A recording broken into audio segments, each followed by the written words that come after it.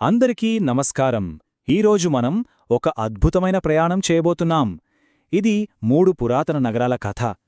ఈ కథలో సత్యాన్ని ఎలా కనుక్కోవాలో చెప్పే ఒక శాశ్వతమైన పద్ధతి దాగి ఉంది. కథ మొదలవడమే ఒక పెద్ద గొడవతో మొదలవుతుంది, కానీ చివరకు ఒక చాలా శక్తివంతమైన పాఠంతో ముగుస్తుంది. సరే, మన ప్రయాణం ఎలా సాగుతుందో ఒకసారి చూద్దాం. ముందుగా తెస్సలోనికాలో జరిగిన పెద్ద గందరగోళం గురించి మాట్లాడుకుందాం. అక్కడ నుండి బెరియా అనే పట్టణానికి వెళ్దాం.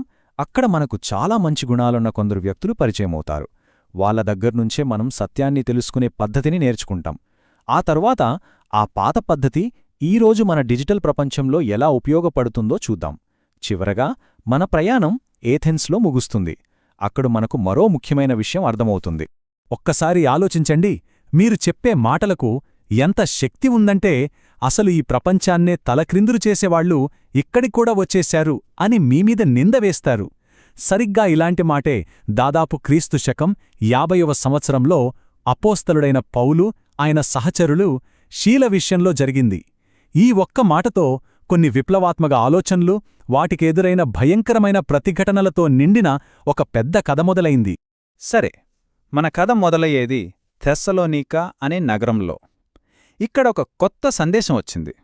అది కొందరిలో విశ్వాసాన్ని నింపితే, మరికొందరిలో మాత్రం ఒక ప్రమాదకరమైన, హింసతో కూడిన గొడవకు కారణమైంది.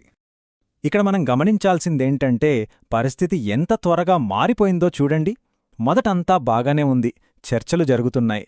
కాని చూస్తుండగానే అసూయ, రాజకీయ ఆరోపణలు కలిసిపోయి అదొక పెద్ద అల్లరిగా మారిపోయింది.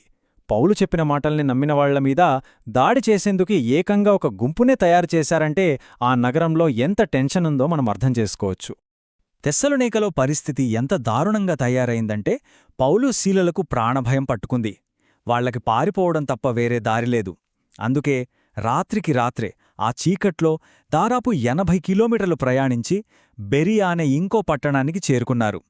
ఇది కేవలం ఒక ప్రయాణం కాదు, ప్రాణాలను అరచేతిలో పెట్టుకుని చేసిన ఒక సాహసయాత్రన్నమాట. ఇప్పుడు మనం బెరియకు వెళ్దాం. కథ ఇక్కడ ఒక పెద్ద మలుపు తీసుకుంటుంది. ఎందుకంటే బెరియలో వాళ్ళకి దొరికిన స్వాగతం పూర్తి భిన్నంగా ఉంది. ఆ ఒక్క కారణంతోనే ఆ ఊరి ప్రజలకు చరిత్రలో ఒక ప్రత్యేకమైన పేరు వచ్చింది. ఈ 2 నగరాల మధ్య తేడా మనకు కొట్టొచ్చినట్టు కనిపిస్తుంది గదా. ఒకవైపు తెస్సలోనికా, అక్కడంతా అసూయ, హింస, తిరస్కారం. మరోవైపు బరియా, ఇక్కడ ఆసక్తి, ప్రతిరోజూ పరిశోధన, ఆ తర్వాతే నమ్మకం. చెప్పాలంటే ఒక ఊరు పిడికిలి బిగించి స్పందిస్తే ఇంకో ఊరు మాత్రం మనస్సుని, పుస్తకాల్ని తెరిచి స్వాగతం పలికింది. ఈ వచనమే మన కథ మొత్తానికి కేంద్రం లాంటిది.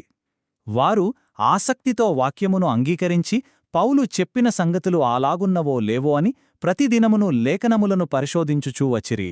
ఈ మాటల్లోనే ఆ బెరియా ప్రజల గొప్పతనం దాగి ఉంది. 2 ముఖ్యమైన విషయాలున్నాయి. 1 ఆసక్తిగా వినడం, 2 విన్నది నిజమో కాదో శ్రద్ధగా పరిశీలించడం. అంటే ఇక్కడ మనం అర్థం చేసుకోవాల్సిందేంటంటే వాళ్ళని గుణవంతులు అనడానికి కారణం వాళ్ల ఆస్తిపాస్తులో, హోదానో కాదు, వాళ్ల ఆలోచనా విధానం, వాళ్లకున్న ఆ మేధోపరమైన, ఆత్మీయమైన వైఖరే వాళ్లనంత గొప్పవాళ్లం చేసింది. ఈ గుణవంతులైన స్వభావమనేది కేవలం వాళ్ల మనసులో ఉన్న ఒక ఆలోచన మాత్రమే కాదు, అదొక పద్ధతి. వాళ్లు సమాచారాన్ని ఎలా అర్థం చేసుకుని విశ్లేషించారో చెప్పే ఒక ఆచరణాత్మక పద్ధతి. దాని నుండి మనం ఈరోజు కూడా చాలా నేర్చుకోవచ్చు. వాళ్లు అనుసరించిన పద్ధతిలో 3 మెట్లున్నాయి. మొదటిది గమనించడం. అసలా సందేశం ఏమి చెప్తోంది, ఉన్నది ఉన్నట్టుగా చూడటం. రెండవది అర్థం చేసుకోవడం. దాని అసలు ఉద్దేశం ఏంటి, ఏ సందర్భంలో చెప్పారు అని లోతుగా ఆలోచించడం. ఇక చివరిగా మూడోది అన్వయించుకోవడం.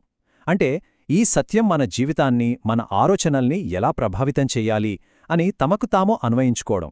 ఇది కేవలం చెవులతో వినడం కాదు, మెదడుతో, మనస్సుతో పాల్గొనడమన్నమాట. సరే, ఇదంతా పాత కథ కదా. మరి ఈ రోజుల్లో ఎక్కడ చూసినా సమాచారమే ఉన్న ఈ ప్రపంచంలో ఈ కథ మనకెందుకంత ముఖ్యం? ఒకప్పుడు బెరియా ప్రజలు ఎదుర్కొన్న సమస్య ఈరోజు మనకు ఇంకా పెద్ద రూపంలో ఎదురవుతోంది. ఎందుకంటే సోషల్ మీడియాలో స్క్రోల్ చేస్తుంటే వచ్చే షార్ట్స్, ఆన్లైన్లో అంతు లేకుండా దొరికే కంటెంట్, వీటన్నిటి మధ్యలో ఏది నిజం, ఏది కేవలం గందరగోళం అని ఎలా తేల్చుకోవటం? అందుకే ఈ బెరియా పద్ధతి ఒక ఆత్మీయ ఫిల్టర్లా పనిచేస్తుంది.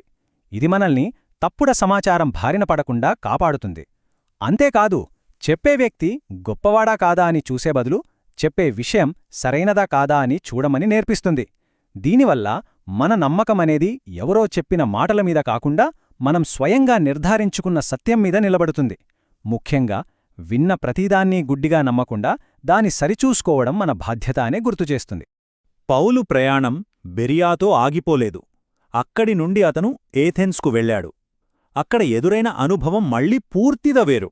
ఇది మూడో రకమైన ప్రతిస్పందన. ఏథెన్సు పరిస్థితి భిన్నంగా ఉంది. ఆ నగరం నిండా విగ్రహాలు, గొప్ప గొప్ప తత్వవేత్తలు.